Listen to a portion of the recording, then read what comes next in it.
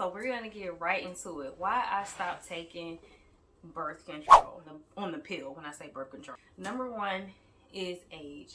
I never intended on being on birth control for a prolonged period of time. One of the reasons that I wanted to get off of the pill, one of the main reasons, because I was getting a little bit older. I am 35, I'll be 36 this year. And one of the things that I saw in the research was that as you get older, some of the more serious risks of being on the pill, they increase as you get older. Like gallbladder disease, heart attack, blood clots, stroke, even some type of cancers, breast cancer, I think liver cancer. Those increase as you get a little bit older, and then as you're on the pill for prolonged periods of time. So that was definitely, it's not necessarily one of the things I was concerned with, but it was a factor that I thought about when it came to getting off of the pill. That was one of the reasons I'm like, okay, I don't want to keep pumping this in my body for a long period of time. It was always just intended to be short term. Number two, hormones and just my overall health. But when you're putting in hormones and stuff into your body, there's probably things that could be going on that maybe you don't really realize. And so for me, I've always been someone who wants to do as little of that as possible. Common side effects of the pill is fatigue, it may be some spotting, headache, nausea, weight gain, and then also decreased sex drive. So one of the things that I experienced was actually a decreased sex drive. I didn't really have experience that I noticed with weight gain or any of those other things, and those are mild, but depending on who you are, those effects can fluctuate, right? Because I've talked to people who had those other issues as well, so the pill didn't work for them. So for me, it was mainly the decreased sex drive, and I really didn't notice that until after I had started using the Fertility Awareness Method, and it was different. And it's like, wow, I think it was the pill that whole time. You know, I was like drier, I wasn't as lubricated like I thought it should be. That was enough for me. I didn't have to deal with nothing else. I'm sure if you ask my husband, that was enough. And then also like with the different implants and things like that, they're very effective, but some of the things that I've heard is that they can move and they travel throughout your body. That's not something that I know I wasn't willing to take the chance on. I do know quite a few people who have used it and it's been successful for them. But again, just wanting to have another alternative that was more natural was important to me. Number three, I just kind of felt led. When I was on the pill, I didn't feel a certain way. Like some people feel convicted about being on birth control. With me, that wasn't my conviction. I didn't have a problem with taking it, but again, I just knew just from my personal preference that I didn't want to be on it continually and always dependent on it. And around the first time that I stopped taking it, I kind of felt like it was time to get off of it. And then that happened this next time around after I had my son. It was just under a year when it was just like, okay, I'm ready to be off of this. I don't want to take this anymore. So a lot of you might feel the same way. The reason why you fell on this video, because you're looking for another alternative, right? A more natural alternative. And so that's why I'm so happy to have found this. And I'm really excited to share kind of my personal story of how it's worked for me, how we didn't have any unplanned pregnancies, and not only that, but I've learned so much about my body. So let's get it. It all stems from the book that I started reading that really got me into starting the Fertility Awareness Method, and that's Taking Charge of Your Fertility.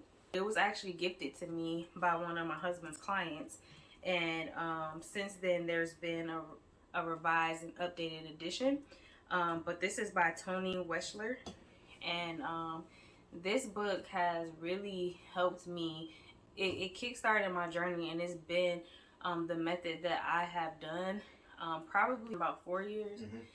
So this has been the method that I have been successful at with birth control, and then also when I was ready to get pregnant. So if you're not familiar, the Fertility Awareness Method is just a natural way of tracking your fertility, tracking your cycle, so you know when your most fertile periods are, when you've ovulated, so you know when is the optimal time to get pregnant or when when that time is and when you want to avoid it if you don't want to get pregnant.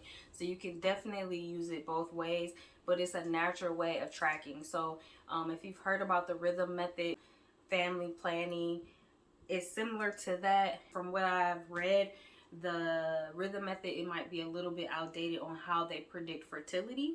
And if I'm saying it right, the family planning method is a little bit different, because with that one, during those fertile times, you're encouraged to just abstain from sex, whereas this one is just using a barrier method.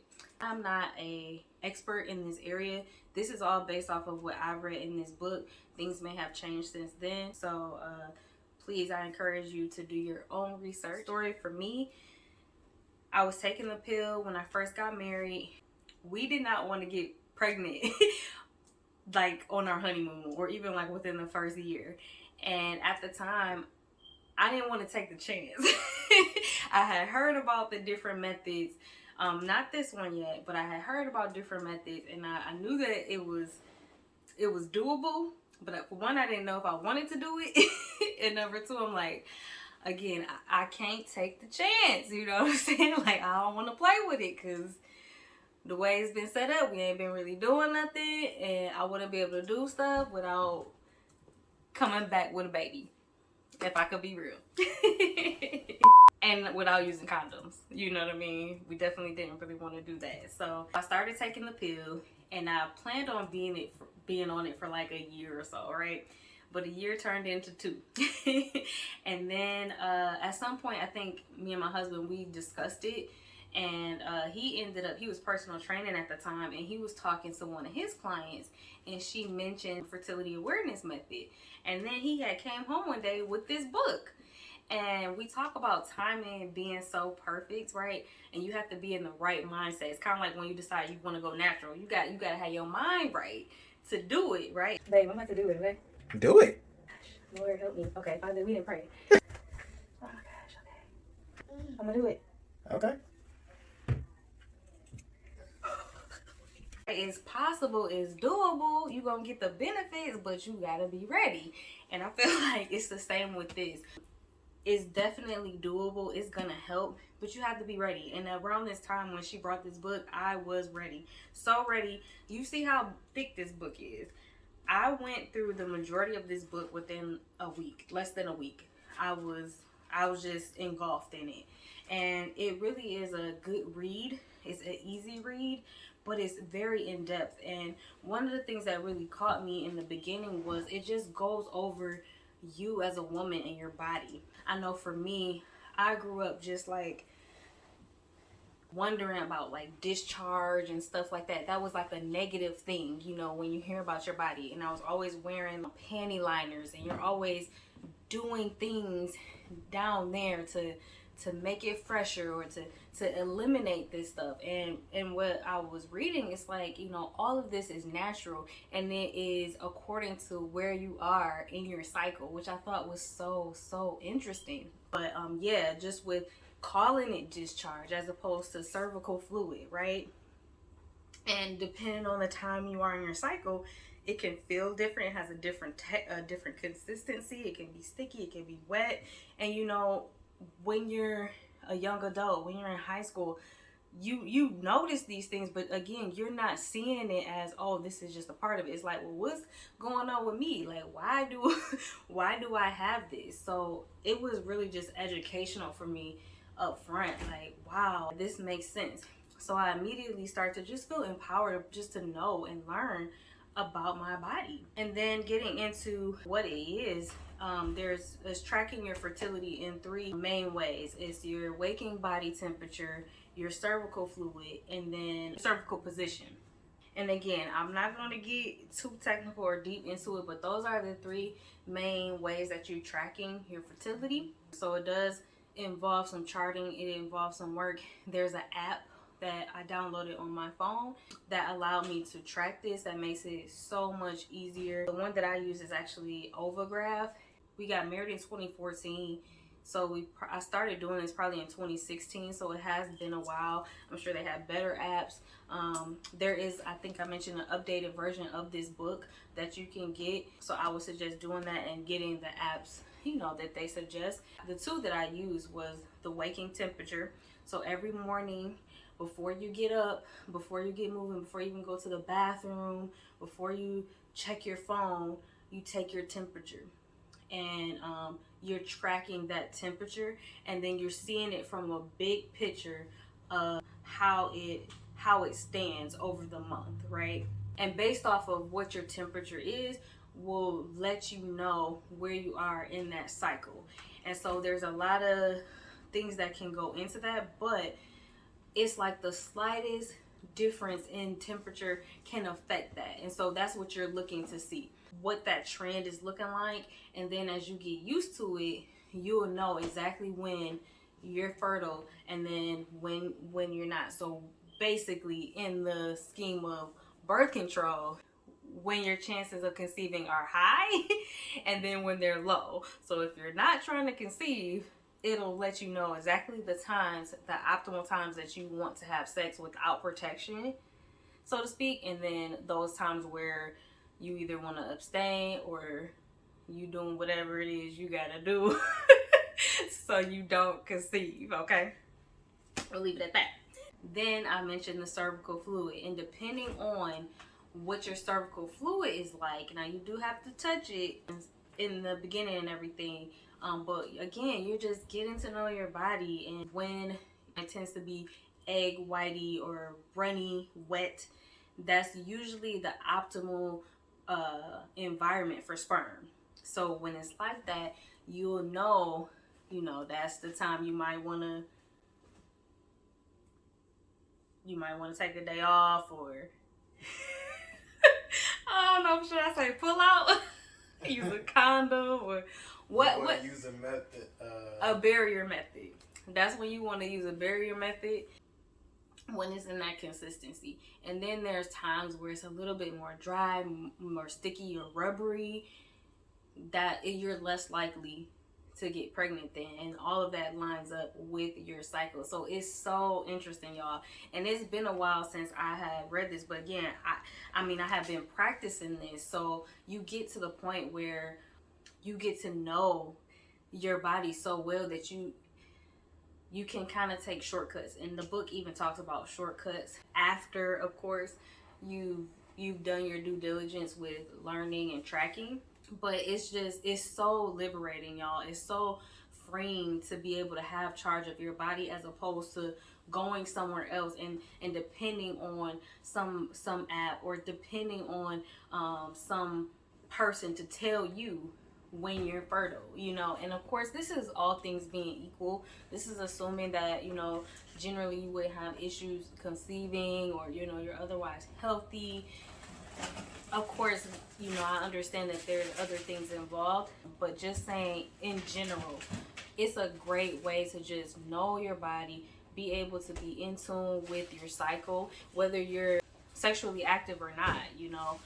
Again, because I struggled with knowing what was going on with my body when I was a young adult. So I definitely just want to put that out there. So the cervical fluid, and then there's your cervical position. And this is one from the book. It was optional. It was like a third optional. And with that one, you did have to like insert your fingers and kind of judge where the different height of your cervix. I wasn't good at that. I never really got good at that, and I wasn't super comfortable doing it. So I just skipped that. I found that doing the first two worked for me. And then eventually I got so used to being able to recognize my cervical fluid without even like touching it and stuff like that, that I didn't have to do that. It was mainly the temperature. I have been doing this for about 4 years. We've been married for 8. It'll be 8 in July. So like I said, the first 2 years we weren't doing this. We were on the pill. And then when I got this book, what happened was that they suggest like tracking for a couple months before you actually jump into it. And so that's what I did. I had gotten off the pill, and kind of was letting my body get off of it. But it wasn't even a whole year before I started doing this. And this took, it took a step of faith, right? Because you're used to depending on something that's preventing you from getting pregnant, right?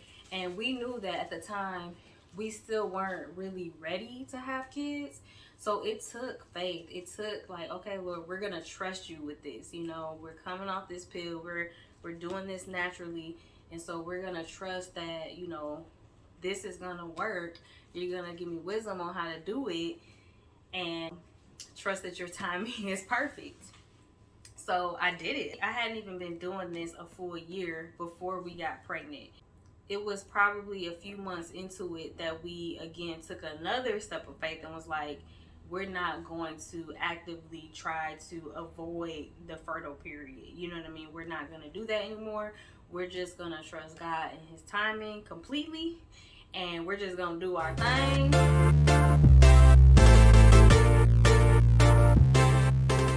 And let it fall where it is. So that's what we did. And honestly, y'all, it was so funny because I had been practicing this method. I kind of knew, I almost felt like I was cheating, because I already knew when we were having sex at a certain time, it was like more likely that I was gonna get pregnant, because I had realized like, okay, when my temperature is this, you know, it's likely when it's looking like this down there, it's likely. So I kind of knew. So I want to say I came on 2 or 3 times, came on my period 2 or 3 times. After that, it was like I hadn't necessarily missed my period yet, but based off of my temperature staying elevated, I knew that I was pregnant. And I remember waking up and waking Danelle up like, babe, I'm pregnant. I know I am. But I ended up getting the test, and it was like early enough because it was positive. So again, it's just amazing how accurate it can be if you follow it. So y'all might be asking, okay, so what did you do during the fertility phase? We didn't do abstinence. We did the pull out.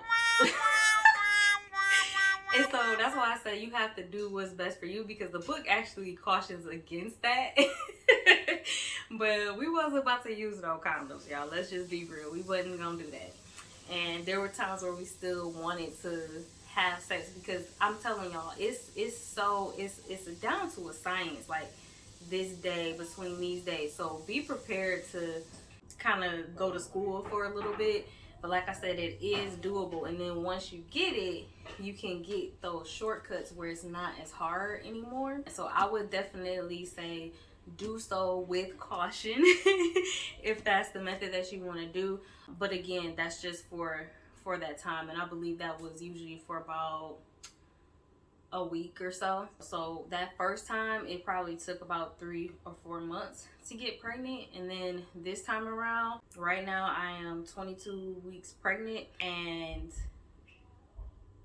I think I got pregnant like after the first month of being off the pill. Because what happened was, after having Darren, I was breastfeeding, and that's supposed to be, you know, birth control in itself, but I've heard some things. But I had a long healing process with Darren, so we weren't very active anyway with sex. But then after that, I really was not ready to have another baby. And again, it was like very important to me that I did not get pregnant. So I had knew in here it is a way that you can go about doing it while you're breastfeeding even. I just wasn't in the mental space to dive back into it and learn what to do again. So I ended up getting back on the pill. It wasn't long after that because I breastfed for a year, and I didn't have a period for that whole year. So I basically went for 2 years without having a period. And then once it came back, that's when I got back on the pill. And again, I was on it for a little bit, and then I was just like, I don't want to do it anymore. So I had to kind of revisit the method again and get back on it. And I did it for another year or two. with no issues at all. And then it got to a time where we were like, "Oh, put it in God's hands. You know, we're not going to actively prevent this anymore." So I still knew around when those times were ideal for me to conceive, but we just did it anyway. And it was like a month. I think I came on one time, and then the next month I knew I was pregnant, y'all. Like, when I tell y'all, it's so accurate. I knew at like 3 weeks. I took like 3 tests and they were negative because it was too early to detect the hormone. So the tests they weren't showing up. And then like the last test I took, it was like really, really faint. But I knew because my temperature hadn't came back down. It stayed up. So really, I'm telling you, I'm telling you all this, and it seems like it's all over the place, and I hope that it's not. I'm just really sharing this with you, sharing my experience with it, because I want to encourage you to dive into it, to look into it for yourselves, because I've given this book to a lot of different girls over the years, because they were, you know, searching for something that could work for them, and if depending on where you are, you know, you may not want birth control, you know what I'm saying, you might just want something natural. This is something that's definitely an alternative that's accurate. You know, the fail rate was 2% on here at the time, and that was, you know, if you're doing everything correctly, and that was the same as a condom, you know what I mean. So if you're doing it, it does work. Now if you know it's around the time and you know you do it anyway, okay, well then that you just messed up, you know. Now it's really in God's hands. Like, it's in that sperm. Like, is the sperm gonna make it or not, you know? So but if you do it correctly, it is accurate. Like, this has been my go-to form of birth control for a number of years now, and it's worked when we didn't want to conceive, but even more when we were ready to. It made it so much simpler. I just encourage y'all to get the book. I'm gonna link it in the description box if you're interested. If you're just curious at all, you know, check it out, pray about it, then do your research. Just by doing a little bit of homework and practicing it, it's something that can work and that will be really beneficial to you and your spouse. So I hope that helps. Let me know if you guys want to know anything else. Maybe there's something that I didn't talk about that maybe you're curious about, or if there's a method that you've been using outside of maybe the more common forms of birth control. Let me know, and I'm looking forward to hearing from y'all, and I will talk to y'all later.